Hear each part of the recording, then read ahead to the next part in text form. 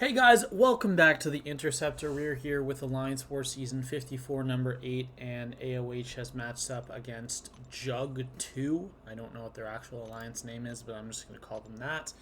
And we have another Stealthy fight, or a Stealthy War here. We have 6 fights with Stealthy, and then I needed another champion for one specific fight, so I chose to bring Guardian, just to give Stealthy a little bit more block proficiency as well, as he does not have the largest health pool in the game. So we have Claire, Path 5, and then after Path 5 we're going to be going over to to Path 2, Section 2, and then we also have 3 minis this war. So we are going to be showcasing the exact same bug that happened in last war. And honestly, a part of me thought that it was a one-off, like, crazy fluke bug. It's not, as we're going to see in this war. I'm going to take both this node and the other debuff immunity node. And, yeah, it just doesn't trigger, man. Like, I don't know why. The node just simply does not trigger. Here, I chose not to throw my L2 so that my L1 knockdown would push to L2. So in the case that the debuff immunity was working correctly, that I could activate a special that did not require Dex to avoid, because obviously I could have blocked the L1, but yeah. No debuff immunity triggered when I did my knockdown, so the node is clearly still bugged, and the fight went down in like 25 seconds. So that's what happens with Stealthy against some 6-star defenders. You really need some rank 3s, rank 3 7-stars to slow a champion like him down with how hard he hits. Darkhawk, nothing interesting here. We are going to have a little bit of a defensive AI, so I'm going to need to hit into his block to prompt him to hit me, but it's not that big of a deal.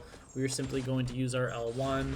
We are going to wait out the shield mode, and then we are going to end the fight. And the partial L1 dex is so easy. The dex the first hit and then hit the last 2 hits. I've been doing it for so long that it's just like I'm never gonna mess it up. It's so simple to me, after how much practice I have. And yeah, this fight's over.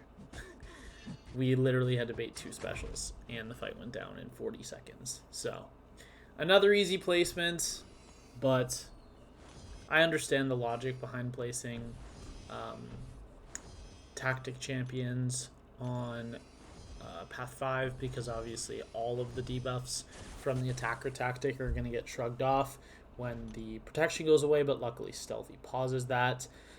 This one here, it is a Negasonic Teenage Warhead. She's on this path strictly to split the path so that you can't use the same champ for both fights. I was told in my assignment, bring whoever you want for this fight. And I said, okay, I'll just bring Guardian, because I've taken Guardian versus Negasonic Teenage Warhead once. I don't remember if it was this season. Well, sorry, it was this season. I don't remember if it was on my main or on my alt. On one of the 2, I did this matchup. I just genuinely cannot remember which one it was. But anyways, L1, L2 is going to kill, and as you can see, she does not have a very big health pool either, because she is pretty much dead at this point. Like, I'm going to do a 5-hit combo here, and she was at 10% when I activated my L2, so it was overkill by quite a lot. It would have done a lot more damage than just that. But yeah, it was kind of odd this war that all of my first 4 fights, they were all 6-stars, especially with multiple of those champions being available as 7-stars. I know Negasonic Teenage Warhead is. I'm fairly certain Longshot is too. Or if he's not, I'm just misremembering. But yeah, Longshot on this node doesn't really do anything. Unfortunately, while some double medium champions can counter Longshot's L1 if they're fast enough, Stealthy is not one of them, and I know that from experience. So whenever Longshot throws the L1, I'm just going to dash back, dex it, and then parry. Because whenever the shock or whatever it is going to trigger, the attacker tactic is going to take care of it. It's going to do 0 damage. And yeah, this fight is like, he's dying really fast, you can clearly see. So I think we're just going to combo into a striker. Yeah, and that one is down. Very, very easy, fast fight. Pretty much any tactic champion other than maybe Angela, Gamora. I would hesitate to send Null there too, but he could do it still. Basically, any attacker tactic champ that's not a cosmic would deal with that fight really, really well. And here, I had to buy 2 of the refills, and it actually took me like a minute to, or maybe this is the war. Oh yeah, yeah, there we go. We're up to 4 energy. And we have node 38 Sasquatch. This is not a node I've had to take yet this season, but it is a matchup that I've done a lot. We have been assigning Spidey 2099 to this recently, but it's a very slow fight, and Stealthy is very fast, and I told my officer I could do it. So hopefully I get assigned it more next season because it's actually a really fun matchup that I quite enjoy.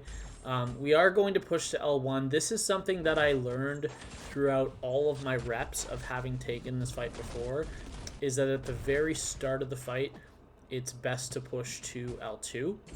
And that is because when you activate the L1, the knockdown is going to make the defender more likely to throw a special. And if they throw the L1, because it's Sasquatch, you can't block it. Or else there's a chance of it converting into a stun if it hits your block. So you are forced to trigger Dex if they throw the L1, which means that you are then forced to hit him once and then dash back and wait to see if he goes unstoppable, which is just annoying. Adds a little level of complication, and to avoid that problem, literally all you need to do is hold block and bait out 1 heavy attack. Because in the event that you throw the special, knock him down, he goes debuff immune, he's now out in L2. And when he throws the L2, it doesn't trigger Dex unless you're too close to him. So we do that for safety reasons. We did have a Wags there, but I have taken the matchup without Wags, so it's not really a problem. This Wong is actually going to be really annoying, and it's what the title is about. Also, something I should mention, node 38 also has the knockdown debuff immunity node, the same one that's on path 5 section 1, the first fight, the same one I had last war. It also is bugged. So I was kind of curious if both of the nodes were bugged or if it was just that one, but it is actually both of them. So debuff immunity just will never trigger, which is so weird, and I'm not going to speculate on why it happens. All I know is that it does. But yeah, this Wong is going to be very, very annoying and just going to outright refuse to throw special attacks for the very large majority of this fight. I don't know why I'm not comboing, because with Power Focus 2, he gains considerably less power after he's gotten to L2. So it would have been the time to just continuously hit him and get a lot more damage. So yeah, while the AI is going to be quite annoying in this matchup, obviously it was not a perfectly played fight. So I don't really have that much to complain about. And then here I didn't notice that that the block node hit a multiple of 10, so he did go unblockable, but he didn't really do that much damage, so I'm not too worried. Another thing about this war is I actually used my last invuln boost last war, so we are actually out of invulns. So I think I threw on a regen boost at some point earlier, and then there, I was clearing this late at night, and I always have my protein shake at night at 10:30 p.m. every day, and then I have this reminder to remind me to do it.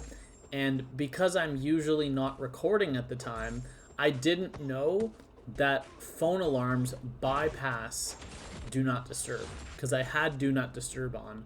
But yeah, I learned today, or actually not even yesterday, this was Friday, 2 days ago. I learned that timers bypass do not disturb. Also, something I should say about node 43 and 44, Kindred and Man-Thing. I told my officer right when the plan came out, I said, either one of those fights I can do. They're very easy with Stealthy, and I have taken both node 43 Man-Thing and node 45 Mysterio previously, and basically any tactic champ on Hazard Shift is very, very easy for Stealth Spidey. But we ended up assigning, I believe it was Photon to Kindred and Overseer to Man-Thing. And I did watch Suita's video, and Overseer did very well for that Man-Thing. So, yeah. But just saying, I could have taken it. And then this is Node 49, Mysterio. I did know that I got the Crossfight, which means he was going to start with a Bar of Power and a Fury. The Fury doesn't really matter that much. I think he's going to get like 3 hits into my block during the Fury. So maybe it did a slight bit of extra damage. There I didn't want to end my hit with a light until I pushed him to the special 2. There I did, and now we're just trying to bait out the special 2. But we are going to take a little bit of brute force damage just because he decided to be annoying. So we're going to reset it. There he throws his L2. And I believe for the rest of the fight, he's going to be pretty nice, and he is going to throw specials. But we are going to have to bait a couple heavy attacks along the way. And then there, I was not ready to counter the heavy attack, or else I would have eaten a special to the face. So, yeah, now just hoping he throws a couple special 2s, and we will be completely fine. But yeah, that Wong was quite annoying, and while I was never worried about dying to the fight, I was kind of annoyed with how defensive Wong was being, and just completely unwilling to throw specials until I was in the root already. Because his specials aren't long enough that even if he throws them right away, it'll still trigger the root, like some champions. For example, Onslaught on that node, if he throws his special 1, even if it's right at the beginning, right after you hit him, the root will still trigger at the end of the special because it's just such a long animation. But yeah, we do get that fight down just fine, and that was a clean 7 fights. We got this war done with really, really early, and that is going to be all for today. We did end up winning this war with a score of 4-9. This war was pretty crazy because we started off very well, and I think in our first 50 fights, we didn't die.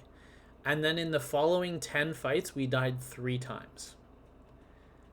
And at that point, they still had 0 deaths. They were at like 25 fights, 0 deaths. And I was freaking out. I was like in our chat saying, guys, slow down. We just died 3 times in 10 fights. If we die again, this is probably a loss. Because again, at that time, they hadn't died. And then they proceeded to die 5 times in their next 20 fights, or 30 fights. So, yeah, at that point, we knew we won the war. We won the war because we knew we weren't going to die another 2 times. And they ended up dying a total of 9 times. So, yeah, we're happy with that win. That does make us 5-3 on the season now. And we are in Masters. We are in 15th or 14th place. I think we're in 15th, which means we need to pass 5 alliances above us. But we do have a shot at top 10. If we win our war and a couple of the matchups between the alliances above us that we can pass go the way that we want them to go, we will pass them. So there is a very realistic shot that we get top 10 this season. However, because we were in Platinum 1 before this win, if we lose, we are in Platinum 1 and we're out of Masters. So it's either top 10 or completely out of Masters, which is just a very strange position to be into, but this season has been crazy, and that's just kind of the way the season goes. But yeah, I am at 1 death total on the season. My PSR is now 53 out of 54 fights soloed, or 98%. And my deathless streak is up to 17 fights. So that's going to be all for today. Hope you all enjoyed, and I will see you in the next one. Bye.